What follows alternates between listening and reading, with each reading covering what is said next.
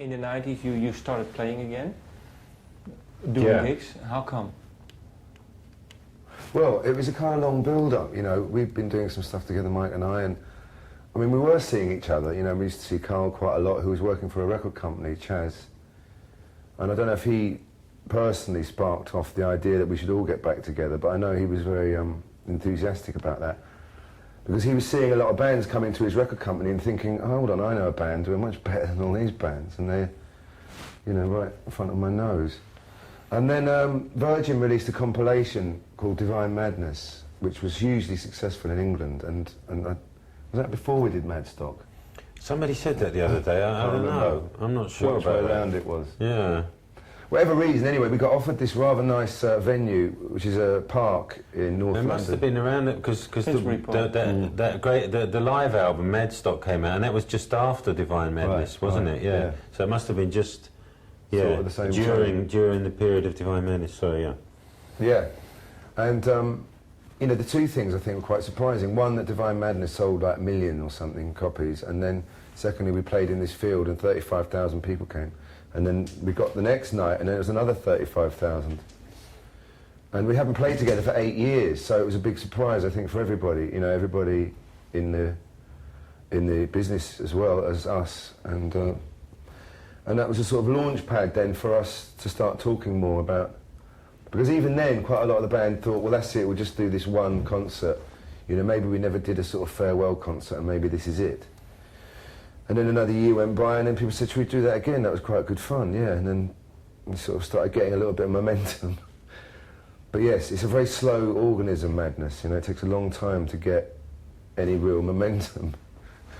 Are you now writing your own songs again, and maybe wanting to release an album, or?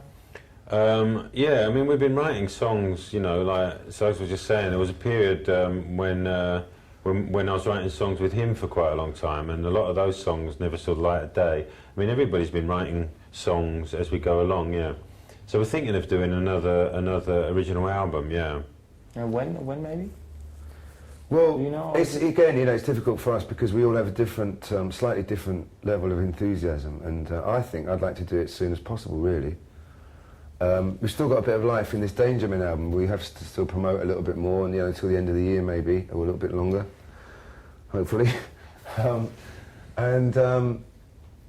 Yeah, like Mike said, we've got loads of songs stockpiled, you know what I mean? But no one has yet said, right, well, let's put them all on the table and see what we've got, and then see if how much more new ones we have to write or whatever. But I think we could probably, you know, I think from what I can remember of hearing songs people have played over the last 5, 6, 10 years, there's probably a lot of songs that we have forgotten about.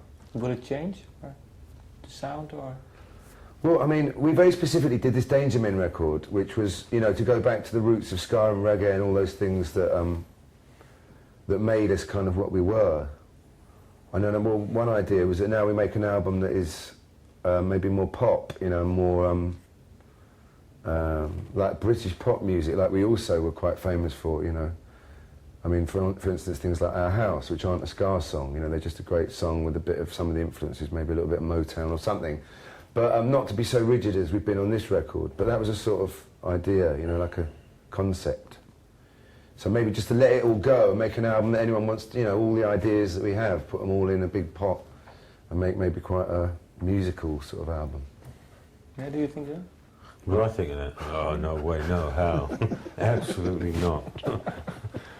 Okay, and so, release date, not yet to be set? No. Not really, we haven't even recorded anything yet. Okay. We better not pencil in a release date yet. But no, maybe that, you know, this year or early next year or something. That's what we were thinking about, yeah. But there's 7 people, you know, and they all go in different directions at different tempos. So it's sometimes quite a task bringing everybody to heel. Okay, well.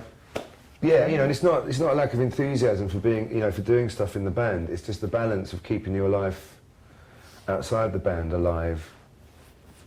You know, because it requires a lot of effort to make a record and to make a good record. So some people in the band have an issue with how much time they can dedicate to new projects. So they may be hoping that it's not going to be too successful. I don't know. That's it. You got it. That's the secret. temper all your success with a certain amount of failure, so that you can always, you know. You still got home life, yeah. And you don't get recognised either. That's Another right, plus. that's right. No groupies, no screaming in the street, No temptation. no paparazzi. It's fantastic, yeah, just go back to gardening. Okay. Well, thank you. All right. Yeah, great.